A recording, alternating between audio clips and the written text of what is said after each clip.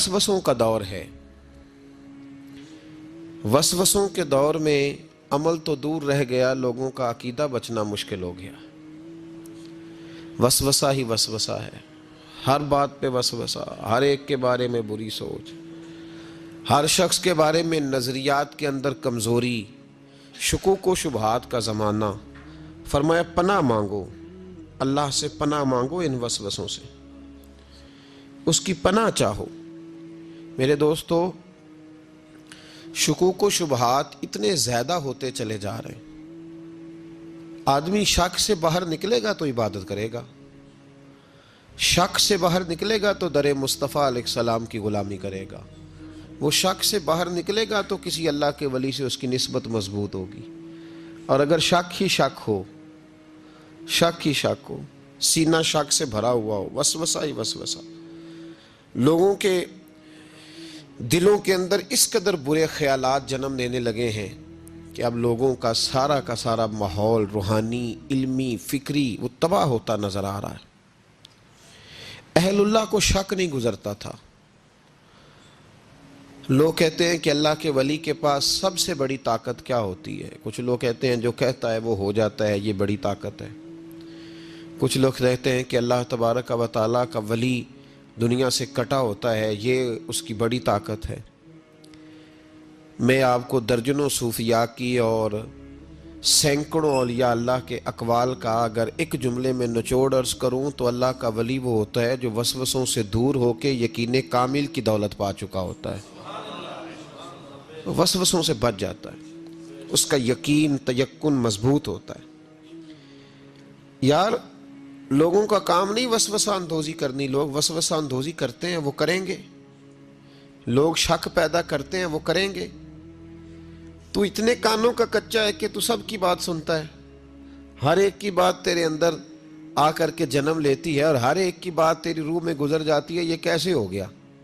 इतना कमज़ोर है तू कानों का, जो आदमी आएगा तो उसकी बात सुन लेगा, तो यकीन कर लेगा। लोग कहते हैं जी मुझे फलां ने कहा था, और ये सारा मामला हमने ईमान, तयक्कुन, यकीन, सोहबत के बारे में गड़बड़ कर लिया, वरना अपनी दुनिया के मामले में तो हम आज भी बड़े हसास हैं। ये हुजूर एक बात शेख सादी ने लिखी है। शेख सादी रहमतुल्लाह अलैह फरमाते हैं, ये मैं आपको जवाब दे रहा हूँ, कुछ सवालों का जवाब है जो ज़हनों में उठते हैं। शेख सादी रहमतुल्लाह ताला अलैह कहते हैं, एक बाप अपने बच्चे को कहता था, बच्चे उन लोगों के पास ना बैठे कर, बंदे सही नहीं, तेरे ज़हन में वसवसे पैदा करें। उसने कहा अब्बा जी वो नहीं सही, मैं तो सही हूँ ना, मुझे कोई कुछ नहीं कह सकता, मैं खुद बड़ा ठीक हूँ। तो उसने कहा बेटा नहीं, सोहबत सालेह तुरा साले कुनन और सोहबत ताले तुरा ताले कुनन। चंगियां दे लड़ लगी सां ते मेरी झोली च फुल पै, भैड़ियां नाल मैं रल गई ते मेरे अगले भी डुल गए, मेरे अगले भी भैड़ियां नाल मैं रल गई थे, यानी फिर रेत से कपड़े भर गए सारे। कहा, शेख सादी कहते हैं उस वाली ने अपने बच्चे को समझाया, कहा ना जा उधर, वरना तो। उसने कहा अब्बा मैं जब ठीक हूं तो मेरा कोई क्या बिगाड़ लेगा, हमें बड़ी जल्दी ये गुमान हो जाता ना मैं कामिल हो गया हूं, मेरा कोई क्या बिगाड़ लेगा, मैं जाऊंगा। वालिद ने समझाया, बाप था ना, उसने समझाया, लेकिन कुछ लोग बगैर हादसों के समझते भी नहीं, वो समझते हैं हादसा जरूरी है, हालांकि बगैर हादसे के, बगैर दुखों के समझ आ जाए तो बड़ी अच्छी है।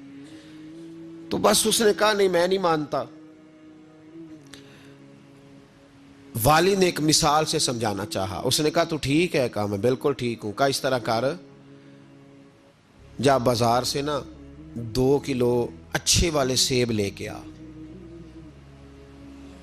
नौजवान मेरी बात पे खास तवज्जो करें, 2 किलो अच्छे सेब। वो सेब लाया बड़े खूबसूरत प्यारे, का देख के लाना, कोई धाग ना हो, कोई धब्बा ना हो, कोई ऐसी, वो देख के लाया बड़े खूबसूरत, बड़े प्यारे अच्छे सेब। का बेटे अब दोबारा जाओ मंडी और 1 किलो गंदे भी लेके आ, गले सड़े भी लेके आ। उसने कहा ठीक है, गले सड़े भी ले आया 1 किलो। अच्छे कितने थे? 2 किलो। गले सड़े कितने थे? 1 किलो। अब उसने वो 2 किलो सेब एक टोकरी में डाले और गले सड़े भी उसके अंदर डाल दिए। कहा बेटे वहां रखा। कहा अब्बा जी करना क्या है? फरमाया सवेरे बताऊंगा। सुबह का जब सूरज चमका ना, सुबह का जब सूरज चमका तो वालिद ने क्या किया, उसको कहा जाओ टोकरी लेके आ। اب جب ٹوکری لایا نا تو غور کرنا بات پر، برے کتنے تھے، اچھے کتنے تھے؟ اب جب اس نے کھولا نا تو کہا بیٹے کھول، وہ جو اچھے تھے وہ بھی گل گئے تھے، بھی گل سڑ گئے۔ والد نے اپنے بیٹے کو سمجھایا، اس نے کہا بیٹا یہ جو شر ہوتا ہے نا یہ جلدی پھیلتا ہے، جو شر ہوتا ہے نا جلدی پھیلتا ہے، ناپاکی تھوڑی سی ہوتی ہے پر غسل سارے وجود کو کرنا پڑتا ہے، سارے وجود کو ناپاکی تھوڑی سی ہوتی، اور آپ دیکھ لیں کہ اس کے لیے سارا بدن دوبارہ سے، تو شر تھوڑا سا بھی آئے تو میل کچیل کر دیتا ہے، اتنا سا بھی شر جو ہوتا ہے نا وہ بہت ساری جگہ پہ خرابی پیدا کرتا ہے۔ او بھائی پیشاب کا ایک قطرہ بھی دودھ میں گر جائے پورے بھرے ہوئے برتن میں تو دودھ پینے کے قابل، سمجھ لو بات کو۔ آپ نے یہ کیسے کہہ دیا کہ ایک بندہ ذرا میرا غلط ہے جی باقی سارے صحیح ہیں؟ وہ شر تھوڑا بھی جو ہوتا ہے نا، تھوڑا بھی وہ غلبہ کرتا ہے، وسوسہ اندوزی کرتا ہے، برے خیالات جنم لیتے ہیں۔ اس سینے کو اگر صاف رکھنا ہے، اس سینے کو اگر توانا رکھنا ہے، اس سینے کو اگر ٹھنڈا رکھنا ہے تو پھر ان کے پاس جا کے بیٹھنا پڑے گا جن کے سینے ٹھنڈے ہیں۔ اگر عقیدے کو، نظریے کو، سوچ کو صحت مند رکھنا ہے تو کبھی بیمار عقیدے والے کے پاس نہیں بیٹھنا، صحت مند کے پاس بیٹھو گے تو صحت مندی نصیب ہوگی، یہ یاد رکھ لیں۔ حضور غوث اعظم رضی اللہ تعالیٰ عنہ نے 40 سال اللہ کی عبادت کی، 40 سال۔ یہاں بھی لوگ بڑے پریشان ہو جاتے ہیں، کیسے جی کیسے کر لی؟ تو میں نے کہا قرآن پڑھو، والذین یبیتون لربہم سجدا وقیاما، وہ راتیں گزار دیتے ہیں اپنے رب کے لیے سجدہ کرتے اور قیام کرتے۔ تو یہ قرآن کی نص نے جب بیان کر دیا تجھے کیسے شک ہو گیا؟ وہ قرآن کی نص بیان کر رہی ہے کہ اللہ کے کچھ بندے راتیں سجدے اور قیام میں گزار دیتے۔ حضور غوث اعظم نے 40 سال عشاء کے وضو سے فجر کی نماز ادا فرمائی۔ تو ایک دن آسمان پہ نا ایک چھوٹا سا بادل کا ٹکڑا آیا، معاذ اللہ ثم معاذ اللہ، وہ کہنے لگا عبد القادر میں تیرا رب ہوں۔ اس کے اندر سے آواز آئی میں تیرا رب ہوں، تو نے بڑی عبادت کر لی، اب تو بے شک پڑھ بے شک نہ پڑھ۔ کئی ملنگوں کو معاف نہیں ہو گئی معاذ اللہ کہ بے شک پڑھ بے شک نہ پڑھ، عام اجازت ہے۔ تو حضور غوث اعظم رضی اللہ تعالیٰ عنہ فرمانے لگے اعوذ باللہ من الشیطان الرجیم۔ جب آپ نے یہ پڑھا تو وہ سامنے آ کے کھڑا ہو گیا، کہنے لگا عبد القادر آپ کو کیسے پتہ چلا کہ میں شیطان ہوں؟ تو آپ فرمانے لگے پاگل، مجھے کیسے پتہ نہ چلتا؟ جس رب نے اپنے پیارے حبیب علیہ السلام کو نماز معاف نہیں کی، اس نے عبد القادر کو کیسے معاف کر دی؟ جب حضور کے لیے یہ حکم نہیں آیا کہ محبوب چاہے پڑھو چاہے نہ پڑھو، وہاں تو حکم آیا کہ محبوب تہجد بھی پڑھو، وَمِنَ اللَّيْلِ فَتَہَجَّدْ بِهِ نَافِلَةً لَكَ، نفع دے گی آپ کو، تہجد بھی پڑھے۔ تو ان کے لیے جب یہ حکم نہیں تو میرے لیے کیسے آ گیا؟ اب شیطان تھا نا، تو اس نے پھر ایک اور چال چلی، یہ باز نہیں آتا، ہم باز آ جاتے ہیں کئی دفعہ، اس کے پیچھے پیچھے چلنے لگ جاتے ہیں، لڑ کے تھک جاتے ہیں، وہ نہیں تھکتا، وہ نئی سے نئی چال، نئی سے نئی چال، اس کا نیا سے نیا روپ، من الجنت والناس، جنوں میں سے بھی اور اس کے نئے سے نئے روپ ہوتے ہیں۔ اس نے ایک نیا روپ دھار لیا، کہنے لگا عبد القادر 300 ولی میں نے اسی طرح گمراہ کیے، آپ چونکہ عالم تھے تو آپ کے علم نے آپ کو بچا لیا۔ تو غوث اعظم فرمانے لگے نئے روپ سے آئے ہو؟ کہنے لگا 300 میں نے گمراہ کیے، یہ تو آپ عالم تھے تو بچ گئے، آپ جانتے تھے تو بچ گئے، میں نے 300 گمراہ کیے۔ تو حضور غوث اعظم فرمانے لگے پھر گمراہ کرنے لگے ہو نیا روپ دھار کے؟ مجھے میرے علم نے نہیں بچایا، مجھے اللہ کے فضل نے بچایا ہے۔ کئی عالم بھی تو گمراہ ہو جاتے ہیں نا، مجھے میرے علم نے نہیں بچایا، مجھے میرے اللہ کے فضل نے بچایا۔ دنیا کے معاملے میں ہمیں وسوسے کوئی نہیں آتے۔ ایک شخص نے آ کے آپ کے کان میں کہہ دیا کہ تیرا 40 لاکھ کا مکان اچانک 30 لاکھ کا ہو گیا، تو مان لیتے ہو؟ تو اس نے تو وسوسہ ڈالا ہے، آپ نے مانا کیوں نہیں؟ اس نے کہا وہ میں نے دیکھا ایک دیوار میں سوراخ ہو گیا ہے اور پینٹ اس کا گر گیا ہے، فلاں فلاں جگہ کمزوری آ گئی ہے، تو مکان 40 لاکھ کا تھا یکدم 30 لاکھ کا ہو گیا، مان لیا آپ نے؟ آپ نے نہیں مانا، آپ نے تو اس کے ساتھ بحث بھی کی، آپ نے تو تکرار بھی کی، اس کو ڈانٹا بھی اور اس کو یہ بھی کہا کہ تو میرا دشمن ہے، تو نے میری اتنی قیمتی چیز کو اتنی نکمی کہہ دیا. اور جو کونے میں آ کے کہہ گیا کہ فلاں اللہ کا ولی، دیکھو جی اب تو کوئی اللہ کا ولی نہیں رہا، فلانا بھی دکاندار ہے، فلانا بھی، اور تو نے فٹافٹ مان لیا ہے. قرآن پاک میں اللہ کریم نے فرمایا ہے قل اعوذ برب الناس، فرمایا ہے اے محبوب آپ کہہ دیجئے کہ میں پناہ مانگتا ہوں انسانوں کے رب کی. مالک الناس وہ انسانوں کا بادشاہ ہے، الہ الناس اور جو انسانوں کا معبود ہے. من شر الوسواس الخناس، میں اس کے شر سے پناہ مانگتا ہوں جو دل میں وسوسہ ڈالتا ہے اور پھر چھپ جاتا ہے. اس کی پناہ مانگتا ہوں جو وسوسہ ڈالتا ہے اور پھر انداز دیکھیے قرآن پاک کا، وسوسہ ڈالتا ہے خود غائب ہو جاتا ہے، چھپ جاتا ہے.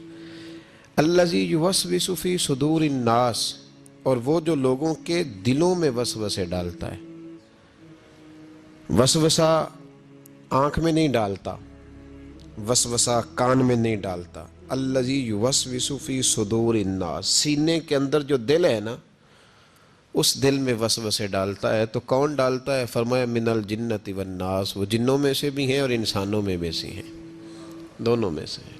اس کی پناہ مانگو جو وسوسہ اندوزی کرتا ہے، جو تمہارے ذہن کے دریچوں کو میلا اور کچیلا کرتا ہے، جو تمہارے سینے کو تمہاری روح کو بدمزہ کرتا ہے، اس سے پناہ ہے. میرے بھائی، میرے عزیز، طریقت کے مسافروں، یاد رکھو، سمجھ لو اس بات کو کہ وسوسہ آتا ہے.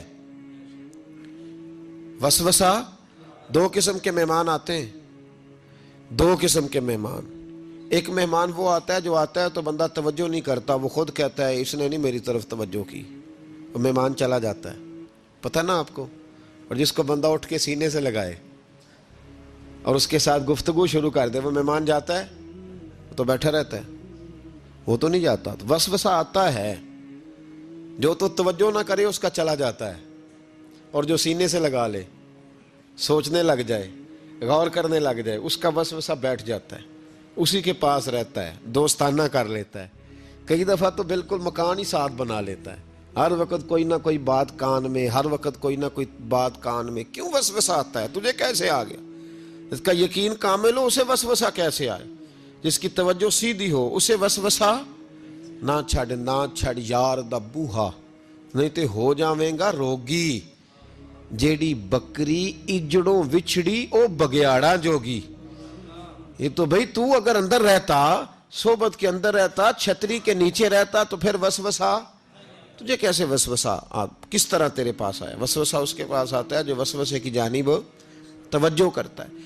بہت زیادہ لوگوں کو بدگمانی ہونے لگی ہے، بہت زیادہ وسوسے آنے لگے ہیں، بہت زیادہ خیال ہونے لگا ہے، بہت زیادہ توجہ ہونے لگی ہے. بڑی لوگوں کا معیار اس طرف جائیں، ہر چوتھا آدمی آ کے کہتا ہے برے خیالات آتے ہیں. کیوں بھائی برے خیالات آتے ہیں؟ کیسے آ گئے؟ ہمارا تو دل ہی ایک ہے، اور دل میں یار بھی ایک ہے، دوسرے کے لیے جگہ ہی کوئی نہیں، تو وسوسہ کیسے آئے گا؟ ہم تو اس کے دیدار سے ہی آج تک فارغ نہیں ہوئے، تو غیر کی طرف دیکھ کیسے لیا؟ یہ کیسے ہو گیا؟ ممکن کیسے ہوا؟ اپنے آپ کو سمیٹیں، ان وسوسوں سے اپنے آپ کو بچائیں، ان پر قطعی طور پر کوئی توجہ نہ دیں. اور اگر کبھی آ بھی جائے تو میں نے کہا کہ اس کو سینے سے لگانے کی ضرورت، اس کو جھٹک دیں، بات ختم ہو گئی. آ جاتا ہے وسوسہ، بڑوں کو آ جاتا ہے، وسوسے آیا کرتے ہیں، آیا ضرور کرتے ہیں. لیکن جو لوگ قابل ہوتے ہیں، جن کا ایمان مضبوط ہوتا ہے، جن کا تیقن مضبوط ہوتا ہے، ان لوگوں کے پاس وسوسے ہمیشہ رہتے. مجھے ایک بندہ کہہ گیا تھا، میرے بھائی غور کریں اور توجہ کریں بات پر، آپ سے بات کر رہا ہوں، اس کو ضرور سمجھیں. ہمارا یہ کس طرح کا ماحول ہے کہ دنیا کے معاملے میں کوئی شخص شک کا شکار نہیں.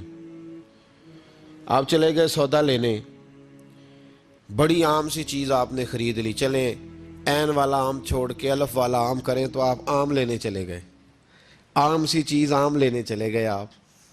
اس نے کہا جی یہ تو میں 300 روپے کلو دوں گا، تو فوراً آپ نے دے دیا اس کو، کوئی وسوسہ نہیں آیا آپ کو. حالانکہ اس نے دلیل بھی دی کہ یہ یہاں کا نہیں ہے، یہ میرپور خاص سندھ سے آیا ہے، یہ فلاں جگہ سے ہے. تو آپ نے کہا نہیں بھائی یہ کیسے ہو سکتا ہے، اتنا مہنگا ہے ہی نہیں، تو کیسے بتا رہا ہے؟ لیکن عجیب معاملہ ہے کہ دین کے بارے میں لوگ فوراً کہتے ہیں جی مجھے بڑے بڑے خیالات آتے ہیں، بڑے بڑے خیال اس کو آتے ہیں جس کی توجہ ہٹتی ہے۔ ایکسیڈنٹ اس کا ہوتا ہے جو سیدھا نہیں دیکھتا، دائیں بائیں دیکھتا ہے۔ جس کا دھیان سیدھا ہوتا ہے اس کی گاڑی سیدھی چلتی ہے۔ تو نے دائیں بائیں دیکھا ہے تو تجھے وسوسہ آیا ہے، تو نے ادھر دیکھا پھر تجھے وسوسہ آیا۔ جن کی توجہ سیدھی یار کی طرف رہتی ہے، جن کی توجہ سیدھی یار کی طرف، جن کی توجہ سیدھی رہتی ہے، انہیں وسوسے، انہیں دیدار سے فرصت نہیں تو وسوسہ کیسے آئے گا؟ النظر الی وجہ رسول اللہ، حضرت سیدنا ابو بکر صدیق نے کہا تھا یا رسول اللہ ایک کی دل کی تمنا ہے کہ آپ بیٹھے رہیں میں دیدار کرتا رہا۔ وسوسہ کیسے آئے گا؟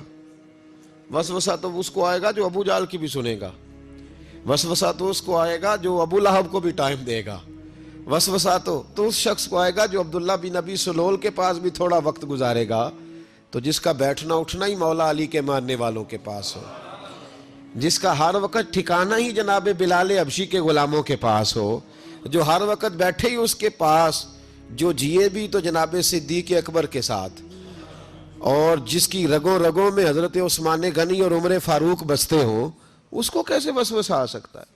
ہمارا جرانہ ہی بڑا پکا مضبوط ہے، تعلق ہی بڑا، ہمیں کیسے وسوسہ آئے گا؟ وسوسہ کسی اور کو آیا کرتا ہے، اہل اللہ کے پاس وسوسے کیسے آ گیا بھائی؟ وسوسہ آتا ہی نہیں، ہو ہی نہیں سکتا، ممکن ہی نہیں۔ اور اگر آتا بھی ہے نا، آتا بھی ہے وسوسہ انہیں، وسوسہ تو ایک طرف رہ گیا، اگر وہاں شیطان بھی آئے تو ٹک نہیں سکتا، تو بھاگ جاتا ہے، وہ تو بھاگ جاتا ہے، شیطان بھاگ جاتا ہے۔ حضرت سیدنا غوث اعظم رضی اللہ تعالیٰ عنہ کے پاس آیا تھا، شیطان حضور غوث پاک کے پاس آیا تھا، آتا ہے پر اللہ والوں کے پاس ٹکتا نہیں، آ جاتا ہے، ٹکتا نہیں۔ ایک اہم بات اصلاح کی جو سمجھنی بڑی ضروری ہے، آپ کے لیے بڑی ضروری ہے، آپ نے یہ غور کرنا ہے کہ وسوسہ آتا کہاں سے ہے۔ کوئی نہیں سمجھ آئی آپ کو میری بات کی؟ نہیں آئی ہوتی تو آپ بڑی دور پہنچ چکے ہوتے۔ سردی بڑی زیادہ تھی کمرے میں، تو کہیں سے ہوا آ رہی تھی ٹھنڈی، تو اب ٹھنڈ بڑی لگ رہی تھی، تو بندے نے فوراً اٹھ کے بھلا کیا کرنا ہوتا ہے؟ نہیں، وہ پتہ نہیں کتوں آ رہی، باری دی تو ابھی گل ہی ہے نا جی۔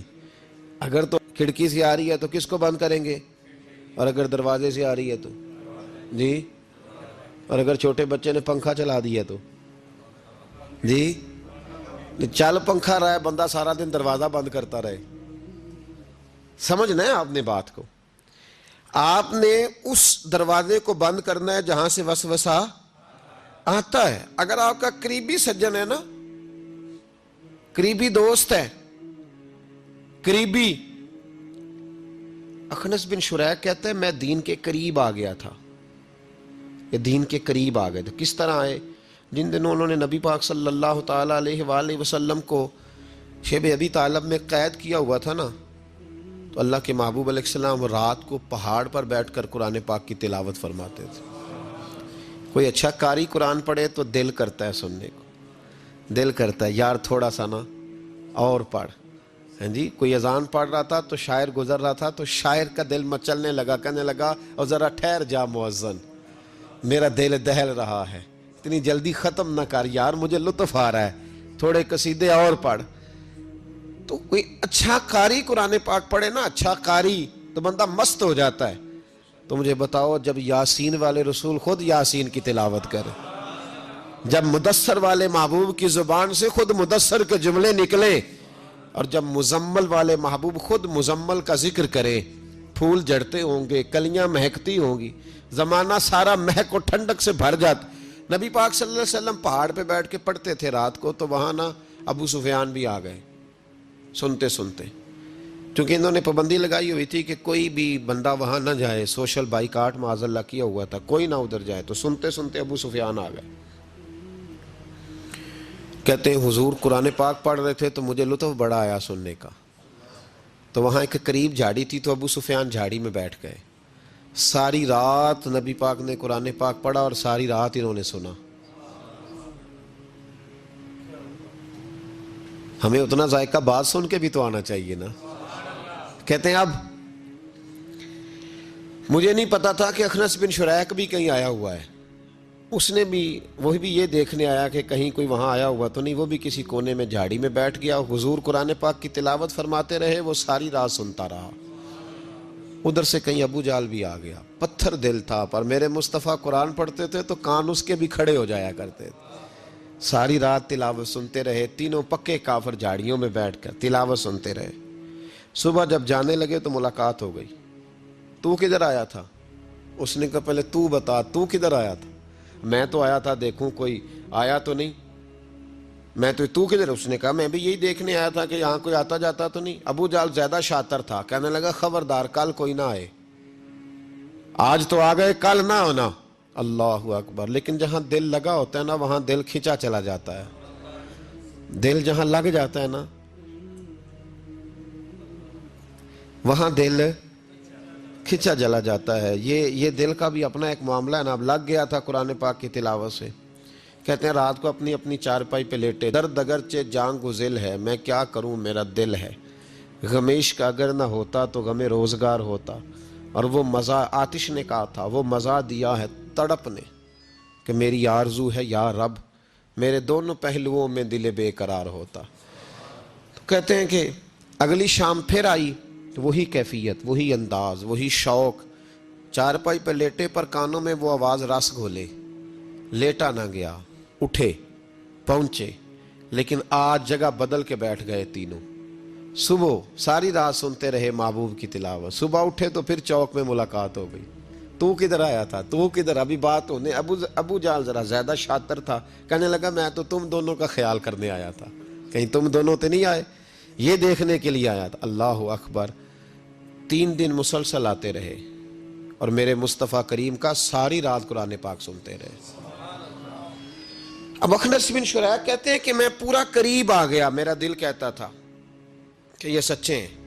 کہتے ہیں میں نے تیسرے دن مشورہ کیا. میں نے کہا یار پتہ تجھے بھی ہے مجھے بھی ہے کہ نہیں آنا, پر ان کی آواز ایسی ہے, وہاں لذت ایسی ہے, نہیں نہ رہا گیا تجھ سے بھی. مان کیوں نہیں جاتا کہ ساری باتیں اپنی جگہ پر ان کی بات کانوں سے ہو کے دل میں اترتی چلی جاتی ہے. مانتا کیوں نہیں؟ اخنس بن شریک کہتے میں پورا قریب آ گیا, پر ابو جال نے مجھے پھر گمراہ کیا. کہنے لگا یار یہیں رہے ہیں, بچپن بھی یہیں گزارا ہے, معاذ اللہ 2 ہاتھ ہیں 2 آنکھیں ہیں, سارا کچھ وہی ہے, کان پٹیاں سفید ہوئی ہیں تو کہتے ہیں میں اللہ کا نبی ہوں معاذ اللہ. اس نے وسوسہ اندوزی کی تو کہتے ہیں میں پھر بیک ہو گیا. آپ کیوں نہیں اس شخص کو جانتے جو وسوسہ اندوزی کرتا ہے؟ آپ اس جگہ کیسے چلے گئے جہاں وسوسہ اندوزی ہوتی ہے؟ یاد رکھیں اس جگہ جائیں جہاں جانے سے دل صاف ہوتا ہے, جہاں جانے سے دل کا زنگ اترتا ہے, آپ کے وسوسے دور ہوں گے. وہاں جائیں جہاں ایمان کی, یقین کی, تیقن کی دولت بڑھتی ہے. کیوں وہاں جاتے ہو جو بیک کر دیتا ہے؟ کچھ جگہ ایسی ہوتی ہیں جو شکوہ ہی نہ کر لوں, شکوہ ہی نہ کر لوں. شکوہ یہ ہے کہ ہم پالش کرتے ہیں, پوری پالش کرتے ہیں, مہربانی کرتے ہیں. کچھ لوگ پھر جا کے صحرا میں کھڑے ہوتے ہیں, ساری ریت چڑھا کے دوبارہ آ جاتے ہیں. اماں بھی ناراض ہو جاتی ہے, اماں بھی بگڑ جاتی ہے کہ میں اجے انہوں آیا سی تو یہ تو کیا حشر کر کے آیا ہے. یار آپ سمجھتے نہیں کہ کتنی محنت سے سوارا, کتنی محنت سے نہلایا, کتنی محنت سے کپڑے بدلے, کتنی محنت سے غسل کرایا, کتنی محنت سے کنگھی کی, کتنی جدوجہد کے ساتھ تیرے بال سوارے, تیرے روحانی ذائچے میں کتنی جدوجہد, تو نے قیمت ہی نہیں ڈالی. تو 2-4 دن گیا اور جا کے پھر سے زنگ چڑھا کے آیا. تو نے ہماری کبھی کبھی دل کرتا ہے پھر اماں کا بھی کہ 2 تھپڑ لگا ہی دوں, اس کو لگاؤں 2 تھپڑ, میری محنت کا تو نے کیا. تو وسوسہ اندوزی والی جگہ پہ کیوں جاتے ہو؟ کیوں گئے وہاں؟ تمہیں نہیں پتا تھا کہ وہاں نہیں جانا؟ سارے کپڑے میلے ہو گئے, ساری گرد پھر چڑھ گئی. خبردار, خبردار اپنے بزرگوں کی محنت کا خیال کرے. خبردار اس جگہ کبھی نہ جائیں جہاں جانے سے وسوسے پیدا ہوتے ہیں. ان جگہوں پہ کبھی نہ جائیں جہاں جانے سے ذہن میں شر اٹھتا ہے. اس جگہ پہ کبھی نہ جائیں. یاد رکھ, چنگے بندے دی صحبت یارو وانگ دکان اتاراں, سودا پاویں مول نہ لئیے, ہلے اون ہزاراں, نہ خرید بے شک کوئی شے, خوشبو تو آئے گی نا. اور میں تجربے کی بات بتا رہا ہوں, اللہ کے ولی کے پاس, عالم با عمل کے پاس جو چند گھڑیاں بیٹھ جائے, چاہے کچھ نہ سیکھے, اللہ اس پر رحمت کی چھتری پھر بھی عطا فرما دیتا ہے۔ یہ بڑی پکی بات ہے، یاد کچھ نہ سیکھے بے شک اسے خیر ضرور ملتی ہے۔ چنگے بندے دی صحبت یارو وانگ دکان اتاراں، سودا پاویں مول نہ لئیے ہلے اون ہزاراں، ایک دو تین نہیں ہزاراں۔ تے برے بندے دی صحبت یارو وانگ دکان لواراں، کپڑے پاویں کنج کنج بئیے چھنکاں پین ہزاراں۔ پھر بھی جب وہ ویلڈ کر رہا ہوتا ہے تو کوئی نہ کوئی چیز لگ ہی جاتی ہے۔ اس سے مراد یہ نہیں کہ لوہار برا ہے، لوہار تو بڑے اچھے ہوتے ہیں۔ نبی پاک علیہ السلام نے اپنے صاحبزادے کو ایک لوہار کے گھر میں بھیجا تھا پرورش کے لیے، حضرت ابراہیم کو۔ صرف میں اس کے کام کے حوالے سے جو بزرگوں نے نشاندہی کی اس پر، ہمارے ہاں بڑی جلدی لوگ جڑ دیتے ہیں نا باتیں، اس لیے فٹافٹ وضاحت ضروری ہے۔ بھائی یاد رکھ لیں، چنگے بندے دی صحبت یارو وانگ دکان۔ اگر برے نظریے سے بچنا چاہتے ہو تو برے بندے سے بچو۔ اگر آپ وسوسوں سے بچنا چاہتے ہیں تو وہ کھڑکی بند کریں جہاں سے وسوسہ آتا ہے، اس کو بند کر دیں۔ اگر موبائل دیکھنے سے آتا ہے تو وہ جو پیج ہے نا اس کو بلاک کر دیں، اس کو ان فرینڈ کر دیں، اس سے جان چھڑا لیں۔ صرف ان لوگوں کو ساتھ رکھیں جہاں سے آپ کو خیر کی بات ملتی ہے، ورنہ بڑا نقصان ہوگا، ٹھنڈ لگ جائے گی، اور عقیدہ ٹھنڈ لگ کے سکڑ جائے تو دنیا بھی گئی آخرت بھی گئی۔ اس لیے اس پر ضرور توجہ کریں۔ اللہ جہاں اعلیٰ حضرت فاضل بریلوی، میرے اعلیٰ حضرت رحمت اللہ زندگی میں کسی کا قصیدہ نہیں لکھا، لیکن بدانیوں کے اس عالم کے قصیدے ہمیشہ لکھے جو انہیں ان کے مرشد کی بارگاہ تک لے کے گئے تھے۔ اس عالم کے بھی قصیدے لکھے، کہتے تھے میں تیرا بھی شکر گزار ہوں یار، تو نے میرے اوپر مہربانی فرمائی، میں تیرا بھی شکر گزار ہوں۔ من لم یشکر الناس ولم یشکر اللہ، میں تیرا بھی شکر گزار۔ اس آدمی کے قصیدے لکھے، مہربانی فرمائیں، وسوسوں والی جگہ سے ہٹ جائیں، اس جگہ سے ہٹ جائیں جو وسوسے پیدا کرتی ہے، جم جائیں اس جگہ پہ جہاں سے وسوسے دور ہوتے ہیں، یقین کی دولت ملتی ہے۔ گرد والے کام نہ کرو، خبردار۔ وسوسے اس شخص کو آتے ہیں جو بری جگہ پہ بیٹھتا ہے، جو بری سنگت میں جاتا ہے، اس کے ذہن میں سوال اٹھتے ہیں۔ میں نے بہت سارے ایسے لوگ دیکھے جو بری سنگتوں میں جاتے تھے تو گمراہ ہو گئے۔ اس لیے نبی پاک علیہ السلام نے پابندی لگائی ہے، فرمایا لا تصاحبوا الا مؤمنا، خبردار صحبت نہ اختیار کرنا سوائے اس کے کہ بندہ کامل مومن ہو۔ کامل مومن کے علاوہ کسی کی صحبت اختیار لا تصاحب، یہ وہی لا ہے جو کلمے میں ہے، لا الہ کوئی معبود نہیں۔ تو آپ مسند امام احمد بن حنبل کی اس حدیث کا کیا مطلب لیں گے؟ لا تصاحبوا الا مؤمنا، خبردار قطعاً نہ جا کے اس بندے کے پاس بیٹھنا جو کامل مومن نہ ہو۔ تو کچے لوگوں کے پاس کیوں بیٹھتے ہو؟ حدیث پاک کے لفظوں کے اوپر جو اہمیت ہے جملوں کی اس کو سمجھیں۔ لا الہ، بولیے لا الہ، یہی لا یہاں بیان کیا، لا تصاحبوا الا مومنا، خبردار اس بندے کے پاس کبھی نہیں جانا جو کامل مومن نہ ہو، اور جو کامل مومن ہو اس کے پاس ضرور جا کے بیٹھنا۔